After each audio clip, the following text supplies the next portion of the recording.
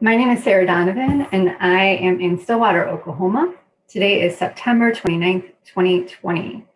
I am interviewing Maureen Ingram of Silver Spring, Maryland, for the oral history project titled COVID-19 Teacher Poets Writing to Bridge the Distance, which will be archived by Oklahoma State University Oral History Research Program.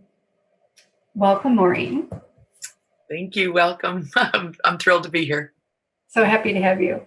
I think we'll just begin if you will just tell us a little bit about where you are, who you are, and how you became an educator. Oh, wonderful. Well, as you mentioned, I'm in Silver Spring, Maryland, which is a suburb of Washington, D.C. I have taught preschool for 20 years. I am kind of a midlife finder of teaching. I actually got into teaching through motherhood, if you can believe it. I have a master's in international studies, but I participated with my boys in their preschool in what's called a cooperative preschool, and it was life-changing. I went back and got early childhood certified, and I just have the time of my life around young children. And I teach, I am newly retired this year, hopefully just a pause due to COVID. I had asked to become a part-time employee at my school, but due to this pandemic and budget constraints and all, that this was not allowed. But anyway, in what I consider my work, I work alongside new teachers in the District of Columbia who are becoming first-time early childhood educators. And it's an incredible experience to be around young children and new teachers. And tell me a little bit more about how you found that grade level. Excuse me, repeat the question. About the grade level, like how you came to find your home with the young children. Well, again, it really was this cooperative preschool environment. Cooperative preschools allow parents to work alongside teachers and basically be the teaching assistant in the classroom. And my eyes were wide open. I mean, I had no idea how much thinking young children just do. You know, they're so instinctively curious and intuitive, and the guidance of a teacher is so important in helping them engage and discover. And truly, it just spoke to me. I mean, I've always worked around youth. I had actually been a big sister before I was married, and I always did sort of outreach with kids, if you will, sort of. But being around young children just spoke to my heart, and I don't know. It's been 3-year-olds for a long time, and I don't know what it's about.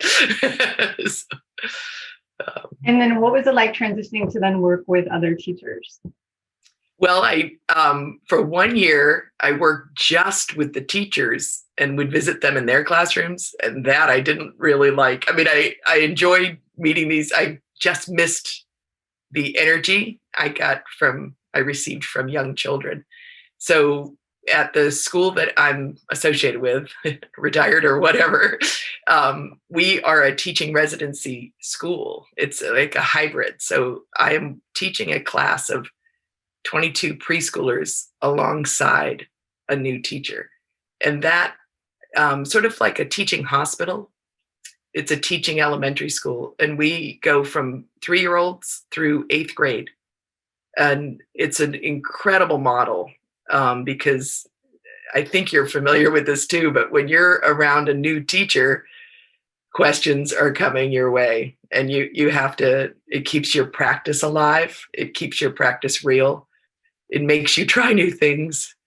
It makes you make mistakes in front of them. And, so that too, that's been the perfect combination. And I wish, I was just getting ahead of myself, but I wish all schools could kind of have that model of a community learning together. So. You mentioned that because of COVID, you're doing some sort of a temporary retirement. Can you talk a little bit about that? Well, I asked for a variety of reasons I came up with, let's see, I'm not prepared for this question. I proposed before COVID, like in January, February timeframe, a wonderful idea, I still think is the greatest, to provide a maker space at my children's school, at the school I was working at. And to work with preschoolers through maybe kindergarten or first grade, and to provide an early childhood kind of an engineering framework in place. The idea was absolutely well received. It's clearly hands-on. It's working with small groups of children and being able to still work with the new teachers, to sort of show the engagement and creativity of, say, found objects and loose materials. All of this was extremely well received, but this time of COVID, with everything shutting down, also put great restrictions on the public budget, and there's no room, there's no extra play for finding that new resource position, if that makes any sense. But I truly believe in my heart that it is temporary. I definitely know that my work with young children is not over, and I'm too young to be done and too interested in it still. So I've kind of just sort of burrowed with the rest of the world and started a school year without being around children. It feels very strange, but yeah. Yeah.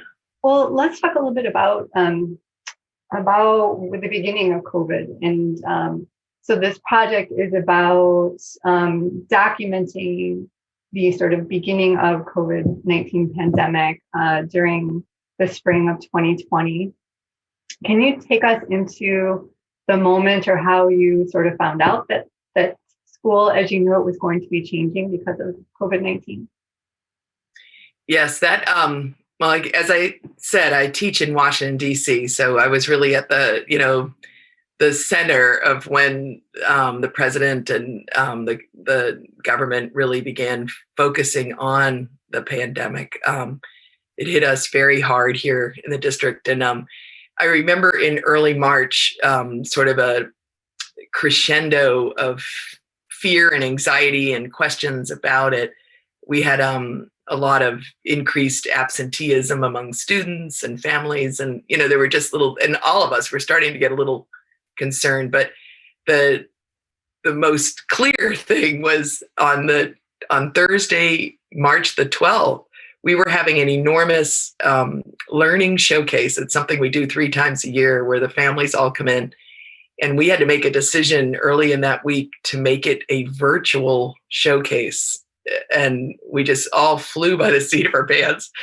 And then the next day, as perhaps is well known, the entire nation was under pandemic, and there were no more in classes. It was unbelievable to me. And we, our school, I think different than many of the counties nationally, or certainly even the one that I live in, the county I reside in Maryland, many school counties or districts took a break before their students returned to virtual learning. My school, maybe because we had the virtual showcase, I'm not quite sure, we just went in it immediately. Like I was teaching children in person, and then I was teaching them on screen. And the metaphor of flying an airplane while you're still building it is absolutely pertinent, and in a way, I think it was one of the more refreshing aspects of the teaching, if you can believe it, because I think all our young families, all the families of all the students, through 8th grade or whatever, so appreciated that we all just jumped in, and they knew we were all just jumping in. And so it expanded that whole idea of let's all learn together. I honestly think it made people more forgiving and accepting.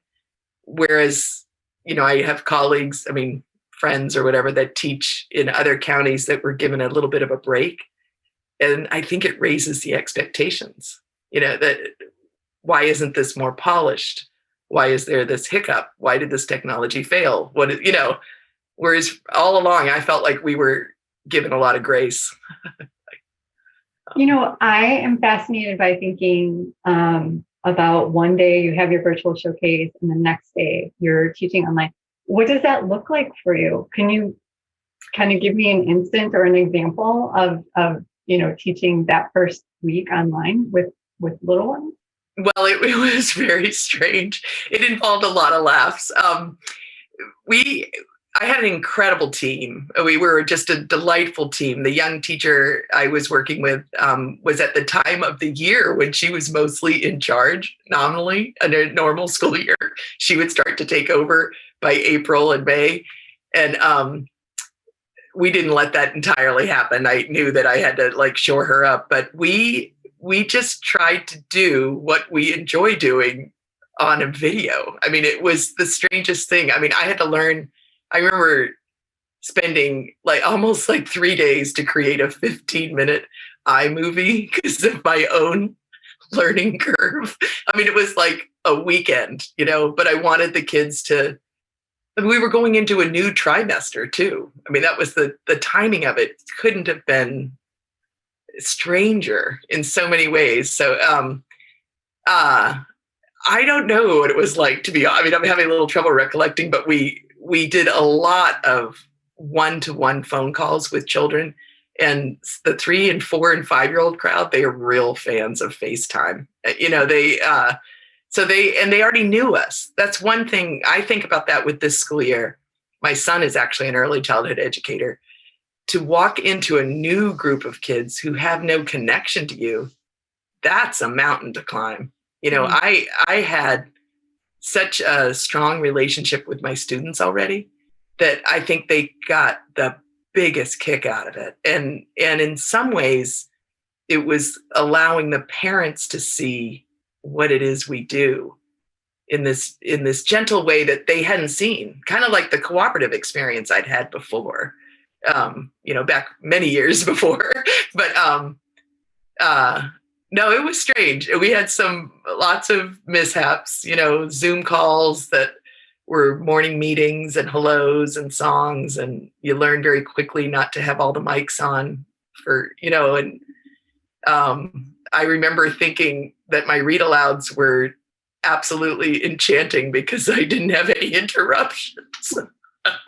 I'd never had that experience in 25 plus years, of just reading a book for the sheer delight of it to a screen, So I don't know. It was a strange and marvelous journey. Well, you're recounting it with such, joy for us here, and, working with a new teacher and working with parents and working with new technology all at this time in the spring of 2020.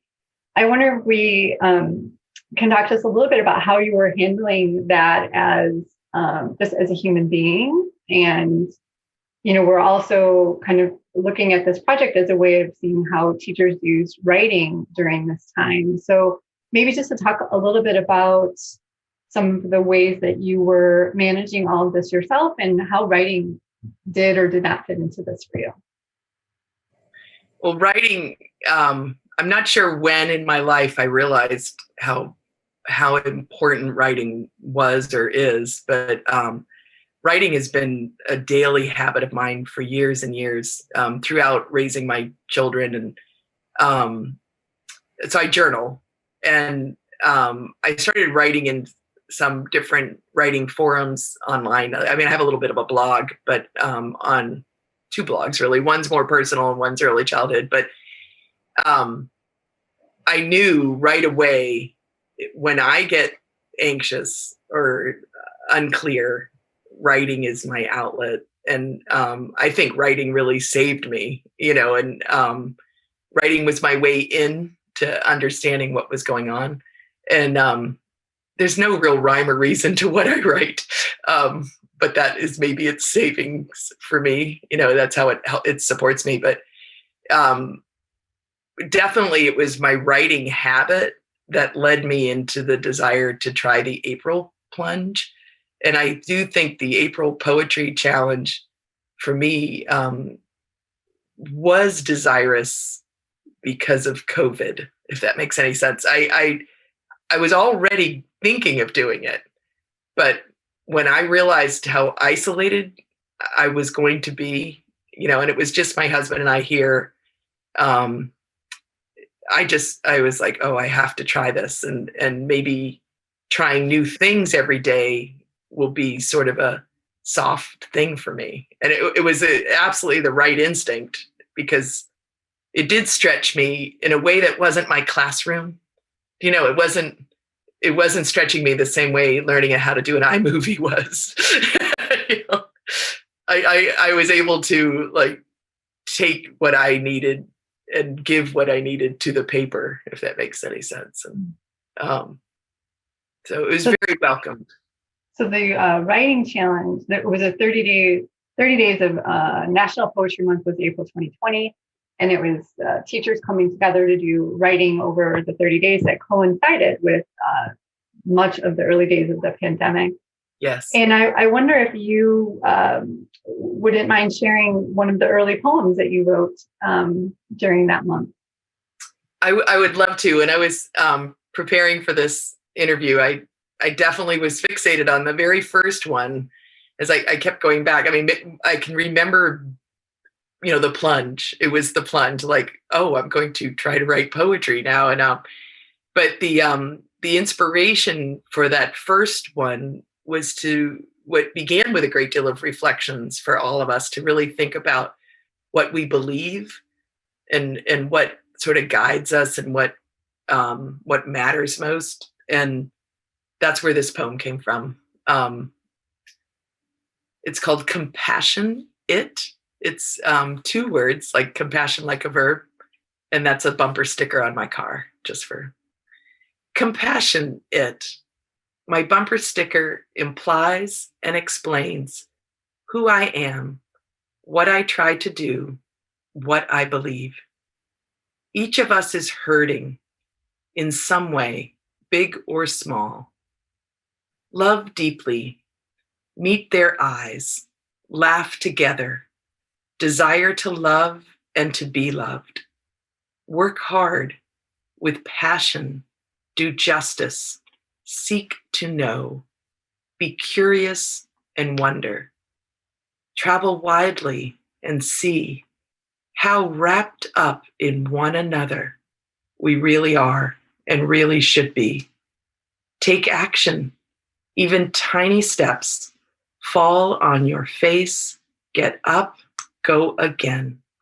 Give space, reflect, and write.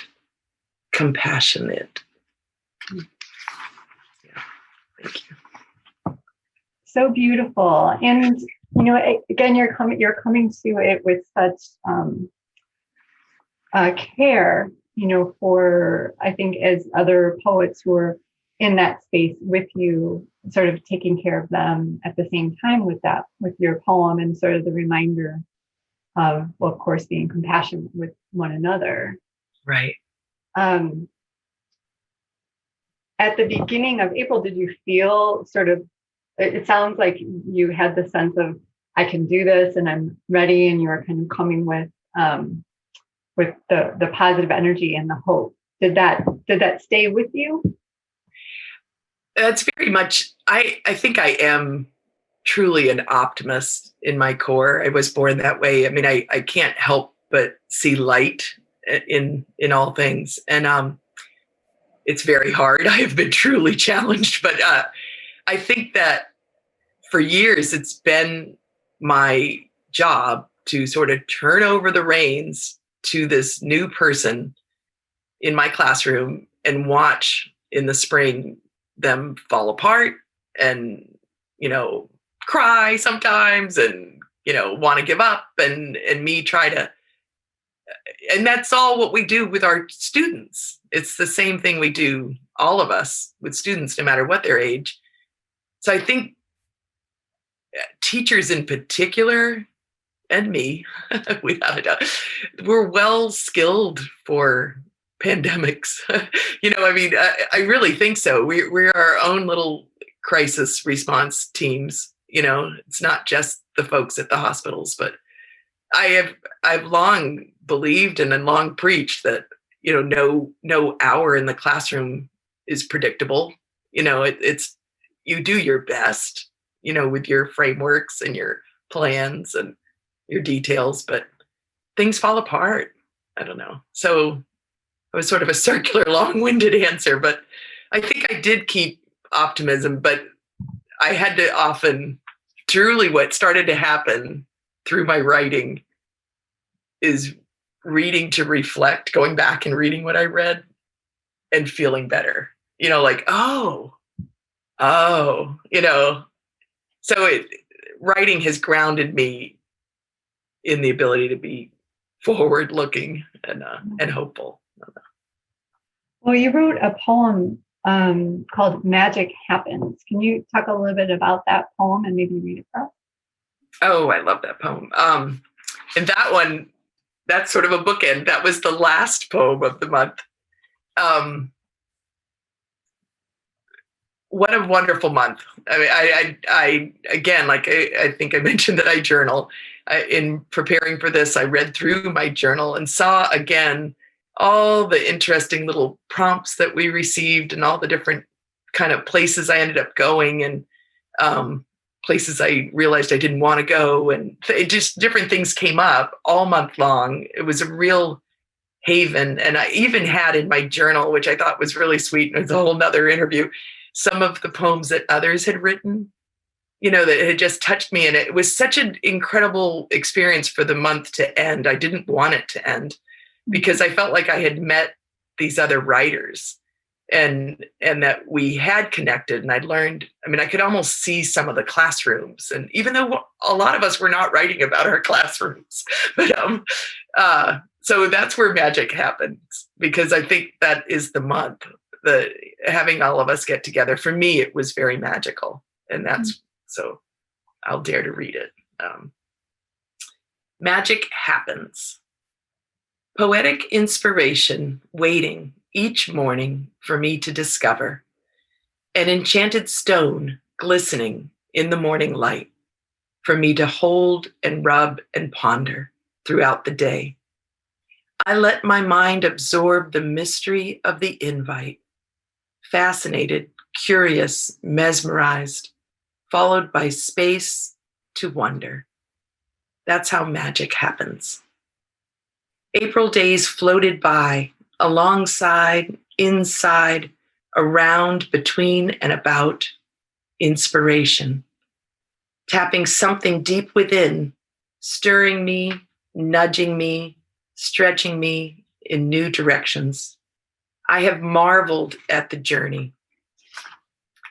Nuggets and insight found, surprising visits to time past, traveling to the edge of places I still did not dare to go. The charm of your comments, finding light and sparkle in my verse, hidden messages revealed, illuminating my writing, welcoming. That's how magic happens. The glow and beauty of your poems, your openness and revelations, how they captivated and soothed, appearing like angels, letting me know you as loving, familiar spirits. Your words carried me to new worlds, gave me courage to wander there too, and provided a glorious shelter in place. A wonderland of poetry shared by you, this community of teacher writers, connecting me to you, you to me, creating a lustrous weaving of written dreams. That's how magic happens. Today, it is fitting that there's nothing but gray skies and so much rain, tears from nature where I am. I am in mourning that this month has ended. I'm on my own now. Yet I know that's never really true. Future mornings, I will find again magic stones you left behind to hold and rub and ponder. I will treasure. That's how magic happens.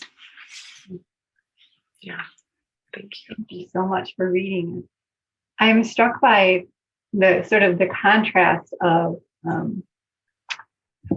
of the space, the writing space and the community of writers versus what was sort of happening beyond that sort of virtual space. And you said, a shelter in place.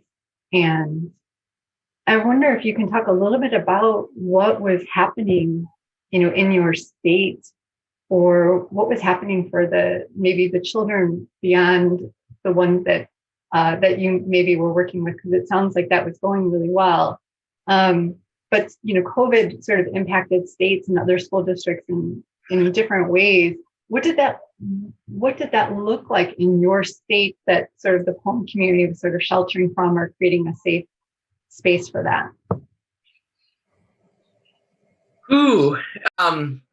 COVID is and was really hard. I think I'm many places at once, but sort of like as a habit during April, what was so magical about the writing for me is I would read the prompt as my wake up, almost as a meditation to start my day before I got into the throes of the online teaching. And I never wrote a poem before the morning. I might pen a thought or two, but I would revisit it later, as the sun was setting or whatever. It would be later in the day. And but to me, the poetry fueled a sort of softness for me. It was like a place to land, and to go back to, and to remind me that this is what matters, that I'm taking care of me. It's that whole, if we take care of ourselves, then we can take care of others. It's definitely teachers as caregivers. They've always been caregivers, and we have to put ourselves first. And it's hard to do. So COVID,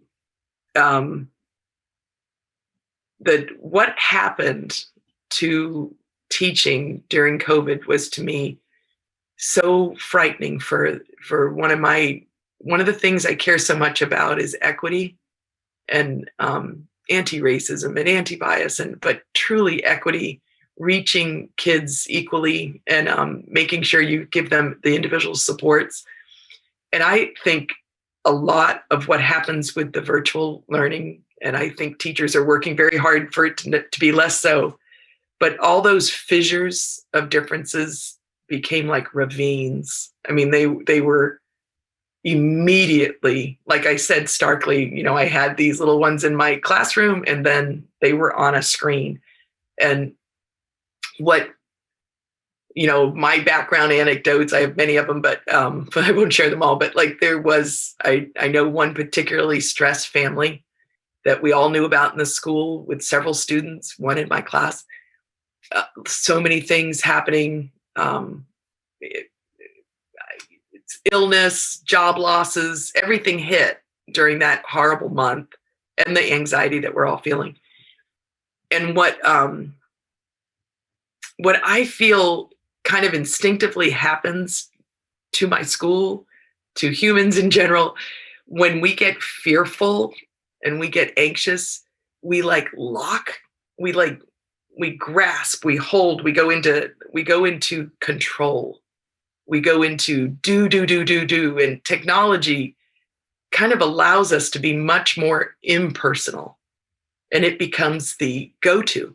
It is the only technology during quarantines. And but the reflex of so many, and it was very upsetting to me, was to get the data, fill out the spreadsheets, make that, link happen, fill out the form. And the only thing that has ever mattered to me is community. It is the connection. And, I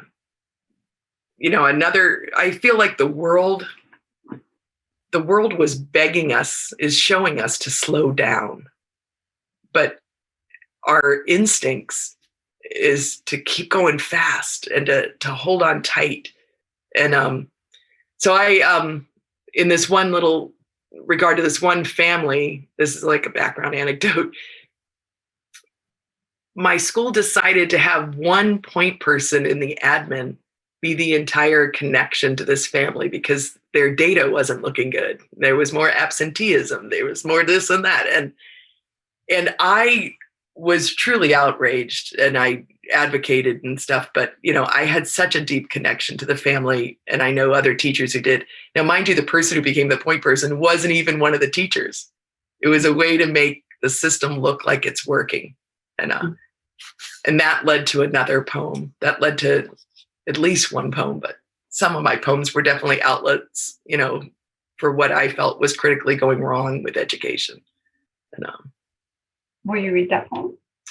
yeah, it's called "Are You Sleeping?" which is a little bit of a child pun because that's a little, Frere Jacka, are you sleeping? Are you sleeping? But are you sleeping? Bug-eyed, wide awake, 3:46 a.m. I am thinking through our words again and again and again. Why do I care so much? Why do I wrestle like this? Why do I feel so frustrated? Why does it matter so much? Why does it wake me up? Bug-eyed, wide awake, 3:46 a.m. I am thinking through our words again and again and again. If a child isn't learning, don't we have to change the way we look at it, the way we work at it, the way we are set up for it? Bug-eyed, wide awake, 3:46 a.m. I am thinking through our words again and again and again. We make plans, we set goals, we call meetings, we offer prescribed supports, we meet the letter of the law.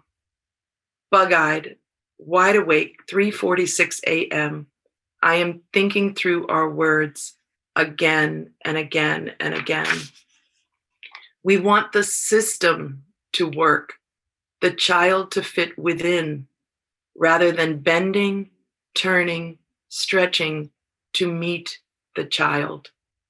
Bug-eyed, wide awake, 3:46 a.m. I am thinking through our words again and again and again. I'm not sleeping. Are you sleeping? And a tangent that just comes to me as I read that, I feel like there was almost a theme in a lot of our poetry about the sleeplessness of teachers that month and probably now still. But, we're so invested in these kids. And I feel like systems and forms and whatnot are put on us rather than made with us. And it's wrong. It's just so wrong. We do know best, When you in working with other teachers, younger teachers or newer teachers at the time, how are you sort of shaping what, or did you have any say or control in what the online learning looked like, or intervening when you noticed some inequities? How are you coaching the new teachers? Well, I certainly, it was an ongoing dialogue, an ongoing expectation on my part that we meet every child where they're at and raise them to, where we need to be, or that's the goal. And I believe my team, again, thankfully, this happened at the end of a year, and not trying to get on board with some new teachers, but they knew me well by then, and they saw, I think I was able to model what advocacy really can look like, and how hard it is, how confounding it can be. And that, the day that administrator was assigned connection to a family was one of the most stunning things in all my years of education, because I had never been given hands off. I was very confused by it. And it comes from fear. I mean, I can compassionate. I can definitely compassionate because I know that they had their own, bigger entities coming down on them for data and information on these particular things. But we worked hard in that particular instance, and also henceforth, to really notice, who are we missing? That was like a daily ask. What did we fail to do today?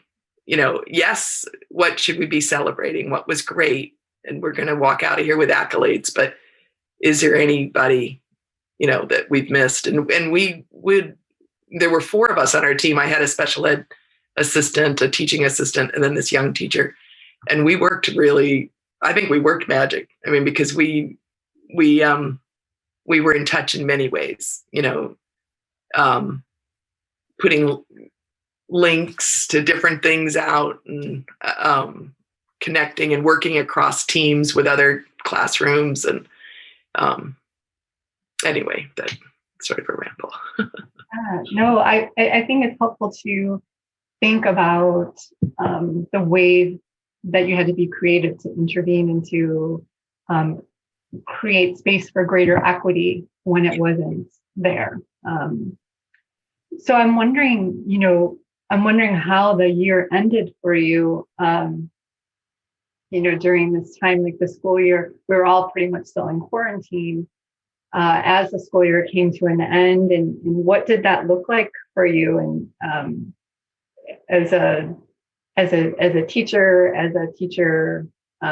educator, as a writer, how did you wrap up the school year? Well, through April, the month of poetry, I was naively thinking I was, still teaching in the fall. So I went until about the middle of May before the pronouncement came about my retirement. And it really was a pronouncement about my retirement, because not to pat myself on the back, but I was a founding faculty at my school, and to not have me there full time, there was a letter to the community that I was going to be retired, and it was news to the community at the same time it was news to me.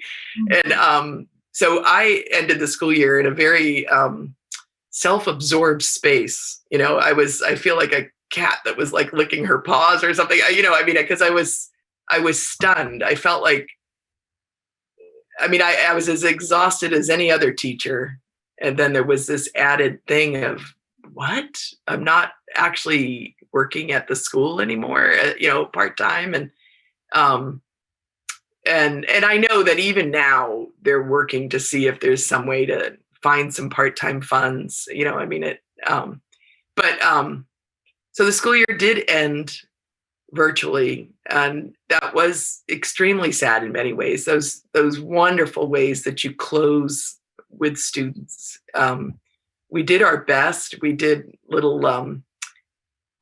we would make, again, those videos, but, getting special little reflections from each child and creating one video as a gift to the families, and that gift to the children to remember their peers. And a little tiny thing we did that I think the families probably appreciated, but we worked within the school that these youngest classes just loop as a class to their next teacher, because the bonds of community were so contrived. They're so new. They'd only had this first little bit of a year, and now they're out in this foreign virtual space. At least that would give them that boost, that they could say, oh, that's Maureen's mother, or, oh, that's, I just think we have to look for ways that the community can be connected, that they can be interconnected. And so that was one thing that we as an early childhood team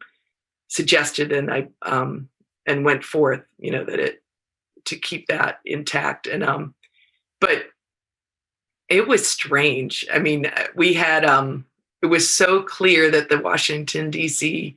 suburban area, we had a lot of cases of COVID at the time. We were not going back to school. We had families that moved, to their parents or their grandparents, or, they moved elsewhere out of the area just to do virtual connections so that there could be some sanity of childcare and support during this time, and everybody in disparate places, even my staff. I mean, I had one colleague that headed to Florida to support her parents, and that kind of thing. And it was extremely hard. And I think we also ended naively, all of us, with this hope that the school year would begin in class again, but a lot of work happened this summer. A lot of teachers connected and, worked on more virtual plans, and we all just keep on keeping on. Yeah. Well, I wonder if we could turn to sort of what's next. What does the state of COVID-19 look like in Maryland? Right. What do you see for yourself as an educator? Where does writing fit into that? Right. Well, the immediate next is definitely writing for me. In that same, I don't know where it lands, where it ends up way, but I have been playing personally self-driven with some children's stories, because I feel like I know kids so well. And some of the poetry and writing that I did during the pandemic made me think about books that need to be written, whether they're mine or not, but they're, hopefully they're mine, but never done that. So there are writing goals that I have. Our community in this whole metropolitan area in the past number of weeks has been very good at keeping COVID numbers very, very low. We're folks around here take mask wearing pretty much as a necessary evil, and social distancing, I think, is in large part followed. And there is actually some talk about the schools reopening in the middle of the year. I think everybody's wondering whether there's a second wave, whether the mayor in DC is looking at it every couple of weeks, revisiting. There's a possibility that early November students would come back, at least in some hybrid way. Mm-hmm. I personally am hopeful that I could, in the spring, be back in that school in some capacity, in some support capacity. And in the meanwhile, I'm shoring up every teacher I can think of, and just from texts and, and from beyond, trying to be that voice that reminds them of what's important in the classroom, and trying to mentor and coach as best I can. So fingers crossed. I wonder if you have some ideas about what you would like to, or what might be some lessons from the virtual learning, or the changes in education that you've seen during this time. What vision do you have for what education should or might become as a result of this experience? I have long thought that we put too many children in front of a single teacher. I think that this is showing us how much more intimate we need to be able to be with our students. That we need to really have relationship with kids, and more importantly, students need to be in relationship with each other. Mm-hmm. And in my 3-year-old classroom, I had 22 children. 3-year-olds don't need 21 peers. 3-year-olds don't seek out that many peers. And I mean, I guess it might sound really Pollyanna, because what drives school budgets is putting more students in a single classroom. But I really hope that COVID is reminding people of the enormity of work a teacher has, as she is the touchstone, or he, they are the touchstone of the family, of the child, and of those connections. And so, I mean, I think there's something to be said for that. I think there's something to be said for respect for all the soft edges of teaching, the soft parts of my day that got strewn aside. You got to do the read aloud, and you've got to do the da da da. But well, who's in the dramatic play corner with them? Making pies right now. I mean, that is, and that's just from the preschool level. But I know that I really feel families' eyes have widened about what we do. And it's true all the way up for probably even in the college classrooms, the way that the teachers that I've worked with need to work with one another. Again, it's that community. So I keep coming back to the same takeaways of we've got to slow down, we've got to connect, and we've got to not monopolize the conversation. We've got to listen and let people share their stories. And I don't know, those sound very, I do think too, the other thing that I did wake up to be honest, I actually see a role for technology in the classroom, which I, as a teacher of young children, all my dear friends would be stunned to hear me say this, I would not permit it. I mean, 2 and 3 and 4 and 5-year-old children already have enough technology if they have a parent who has an iPhone, or, they already have enough. But there are some very, very clever things that technology can show and share and go deeply into that are worth exploring. But I don't want to see a lot of technology. It's a blend. Let me do the thinking with them. Don't give every one of my children an iPad. I don't know. Well, I wonder if we can close with one of your poems. You have one titled "There's a Hand," and I feel like that might be an apt way with sort of the tactile humanity and offering a hand or a connection and wonder as we close our time together. So if you don't mind reading that, and then we'll end with your words. Oh, thank you. This poem, if I could just give a little background.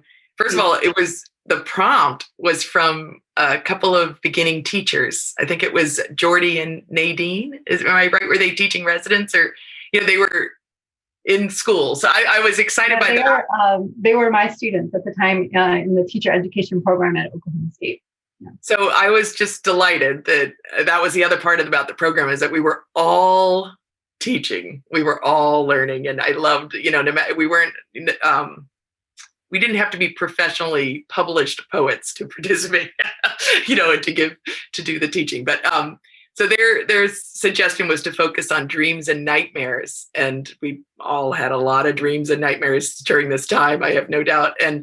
But one of the things that I was at that point still very much going to, I was quarantined from my granddaughter, who was, I think she was 16, 17 months at this time. And I was only getting photos through my son and my daughter-in-law, and doing trying to do online with a 16-month-old, but if you can imagine what that would be like. But we received a photograph where she's hiding in a closet. You can't see her. All you can see is her hand sticking out. And it, to me, was like a metaphor for all of us and this time we're in and this darkness. But then look at her, how instinctively brave and fun this whole thing is. It was really quite. So anyway, this poem arrived. There's a hand. There's a hand sticking out of the closet, fingers curled, reaching, grasping. The breath is faint, labored, forced. What moves in the dark, thrashing? There's a hand sticking out of the closet. Which side of nightmare is worse? Only a hint of what is emerging or trapped within, dark and cursed. There's a hand sticking out of the closet, a brave, fearless detective. She chooses to look within the dark to explore new perspective.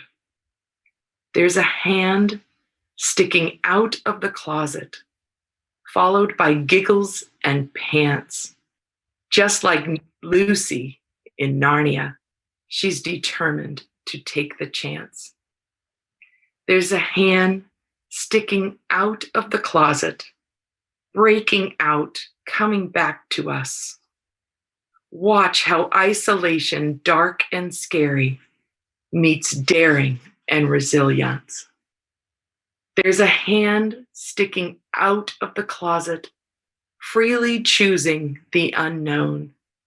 She knows deep and dark is also free.